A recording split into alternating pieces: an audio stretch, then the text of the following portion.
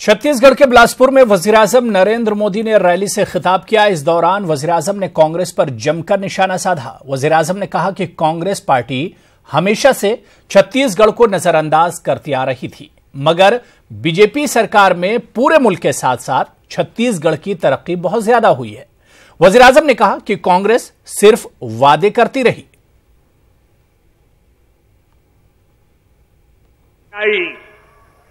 और वो धारा रही, मंत्र रहा, संकल्प रहा, और जहां अवसर मिला उसे करके दिखाया।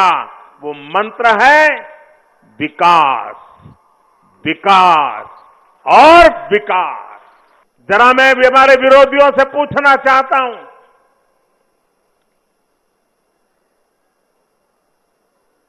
क्या कारण था? जब छत्तीसगढ़ मध्य प्रदेश का हिस्सा था, तब मध्य प्रदेश भी बीमारू में गिना जाता था, तब छत्तीसगढ़ का इलाका भी बीमारू गिना जाता था, पिछड़ा इलाका गिना जाता था, विकास का नामो निशान नजर नहीं आ रहा था। 40-40, 50-50 साल तक आपने राज किया था, आपने ये दुर्दशा क्यों की थी? और मैं बताता हूं, अगर ये छत्तीसगढ़ नया बनने के बावजूद भी अगर उनके पास रहा होता, तो आज जो चीजें देख रहे हैं आप, वहां तक पहुंचते पहुंचते शायद 50 साल और लग जाते, तब भी शायद पहुंच नहीं पाते। सामान्य मानवीय की आशा आकांक्षाओं से सैकड़ों मील की उनकी दूरी थी, और इसलिए नारे दे देते थे, लेकिन उसको पूरा करने के लिए न उनके पास नीति थी, न नियत थी, न ही कांग्रेस को कभी ऐसा नेतृत्व मिला है कि जो देश की भलाई के लिए जीने मरने की इरादे से काम करते हो।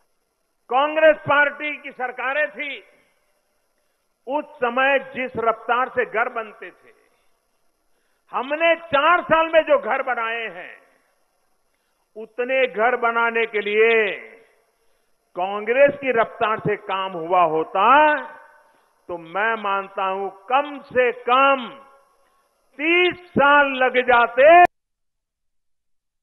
सुप्रीम कोर्ट ने बाबरी मस्जिद मामले पर जल्द समाअत करने से इनकार कर दिया है। सुप्रीम कोर्ट में टाइटल सूट के मामले पर जल्द समाअत के लिए अर्जी दाखिल की गई थी। वाज़ेह है कि बाबरी मस्जिद के मामले पर कई तंजीमों ने जल्द सुनवाई की अपील की थी। नेशनल कमीशन फॉर माइनॉरिटीज के चेयरमैन गयूरुल हसन ने बाबरी मस्जिद मामले पर बयान दिया था। गयूरुल हसन ने कहा था कि अगर फैसला बाबरी मस्जिद के हक में भी आएगा, तब भी यहां मस्जिद नहीं बन पाएगी। उन्होंने सुप्रीम कोर्ट से अपील की थी कि इस मामले में जल्द से जल्द सुनवाई हो।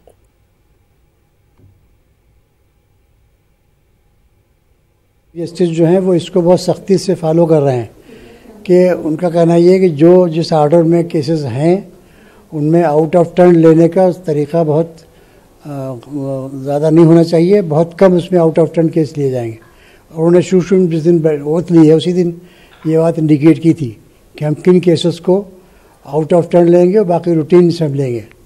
तो उनका सिस्टम जो है वो चूँकि उन्होंने फिक्स कर रखा है, तो जाहिर है कोई भी ऐसी एप्लीकेशन, अब इसमें केस में सुप्रीम कोर्ट के लिए क्या एजेंसी है, इनके लिए इलेक्शन है, सुप्रीम कोर्ट का ताल्लुक कोई इलेक्शन से नहीं है। वो तो जिस तरीके से उस वहाँ केसेस हैं उस लिहाज से वो लेंगे। तो सुप्रीम कोर्ट में एप्लीकेशन राइटली खारिज कर दिया। गवर्नमेंट ऑफ इंडिया जाती, कोई वजह बताती कि साहब इसमें ये प्रॉब्लम है, तो अलग बात थी।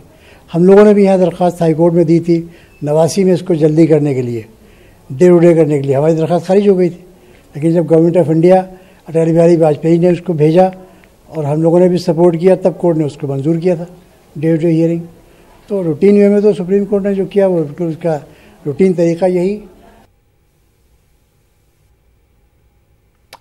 आगे बढ़ेंगे। सीबीआई के डायरेक्टर आलोक वर्मा की अर्जी पर आज सुप्रीम कोर्ट में समाअत टल गई। मामले की अगली समाअत जुमे को होगी।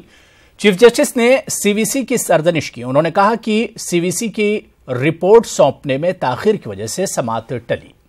जी हां, अदालत ने 11 नवंबर को रिपोर्ट नहीं सौंपे जाने पर सीवीसी की सरजनिश की, जबकि सीवीसी ने आलोक वर्मा के खिलाफ अपनी मुहरबंद जांच रिपोर्ट सुप्रीम कोर्ट के हवाले कर दी। आपको बता दें कि पिछली समाअत में सुप्रीम कोर्ट ने सीवीसी को आलोक वर्मा के खिलाफ बदउनवानी के इल्जामात की जांच का हुक्म दिया था और 2 हफ्ते में सुप्रीम कोर्ट को सौंपने को कहा था। गौरतलब है कि इस अर्जी में आलोक वर्मा को छुट्टी पर भेजे जाने, एम नागेश्वर को कारगुजार डायरेक्टर बनाए जाने और राकेश अस्थाना के खिलाफ लगे इल्जाम की जांच की मांग की गई है।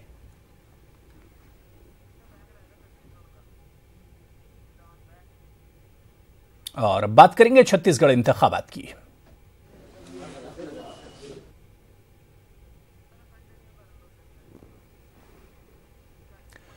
छत्तीसगढ़ असेंबली इंतखाबात के पहले मरहले के तहत 18 सीटों के लिए वोट डाले जा रहे हैं। 10 सीटों पर 3 बजे तक, जबकि 8 सीटों पर शाम 5 बजे तक वोटिंग होगी।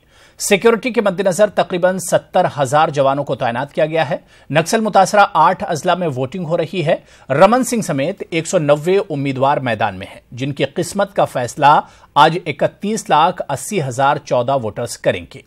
छत्तीसगढ़ में कुल 90 सीटें हैं। बाकी 72 सीटों पर 20 नवंबर को वोट डाले जाएंगे।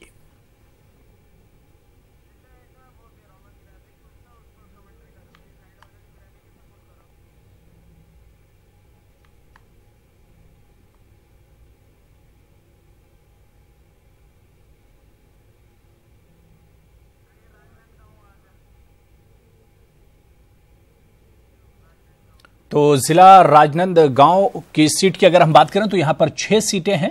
2008 की अगर हम बात करें तो बीजेपी को 4 सीटें मिली थीं और कांग्रेस को 2 सीटें मिली थी। और इसी तरह 2013 में पिछले इलेक्शन की अगर हम बात करें तो बीजेपी के खाते में 2 सीटें, यानी बीजेपी को 2 सीटों का नुकसान हुआ था और कांग्रेस को 4 सीटें 2013 में मिली थी, यानी 2013 में कांग्रेस को 2 सीटों का फायदा हुआ था। ये राजनांदगांव की हम बात कर रहे हैं, जहां पर जिस जिले में कुल असेंबली के 6 हलके हैं, 6 सीटें हैं।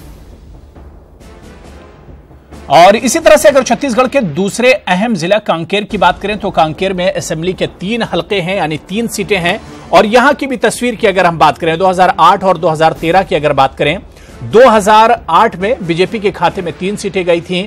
कांग्रेस अपना खाता नहीं खोल पाई थी कांकेर में। और इसके अलावा 2013 की, यानी पिछले चुनाव की अगर हम बात करें तो बीजेपी का साफ साफ नुकसान हुआ था। बीजेपी के खाते में 2013 में 1 सीट गई थी कांकेर जिले में और कांग्रेस को बड़ा फायदा हुआ था। 2008 के मुकाबले में कांग्रेस ने 2013 में 2 सीटें कांकेर जिले में जीती थी, यानी कुल मिलाकर 2013 में कांग्रेस का परफॉर्मेंस 2008 के मुकाबले में अच्छा रहा था। और इसी तरह से अगर आज के एक और अहम जिले की बात करें, कोंडागांव की अगर हम बात करें, यहां पर 2 सीटें हैं। 2008 की अगर हम बात करें तो बीजेपी के खाते में 2 सीटें गई थीं 2008 में और कांग्रेस का अपना खाता नहीं खोल पाई थी कोंडागांव में। और इसी तरह से 2013 में तस्वीर बिल्कुल ही बदल गई थी, यानी कांग्रेस ने 2 सीटें हासिल की थी और बीजेपी का 2013 में खाता नहीं खुला था। यानी कुल मिलाकर 2013 में कांग्रेस को बड़ा फायदा हुआ था कोंडागांव में, जहां पर 2 असेंबली की सीटें हैं। छत्तीसगढ़ के एक और अगर हलके की तरफ हम बढ़े, एक और जिले की तरफ बढ़े, नारायणपुर जिले की अगर हम बात करें तो यहां पर असेंबली की सिर्फ 1 सीट है, यानी 1 हलका है। 2008 में यहां पर बीजेपी ने जीत दर्ज की थी, कांग्रेस का खाता नहीं खुला था। और ठीक यही तस्वीर 2013 में रिपीट हुई थी, जब 2013 में बीजेपी ने अपनी सीट बरकरार रखी थी और कांग्रेस 2013 में भी नारायणपुर जिले में खाता नहीं खोल पाई थी। और चलिए नक्सल मुतासरा जिला बस्तर की अगर हम बात करें तो बस्तर में असेंबली की कुल 3 सीटें हैं और 2008 में बस्तर में बीजेपी के खाते में 3 सीटें गई थीं। कांग्रेस 2008 में भी बस्तर में खाता नहीं खोल पाई थी।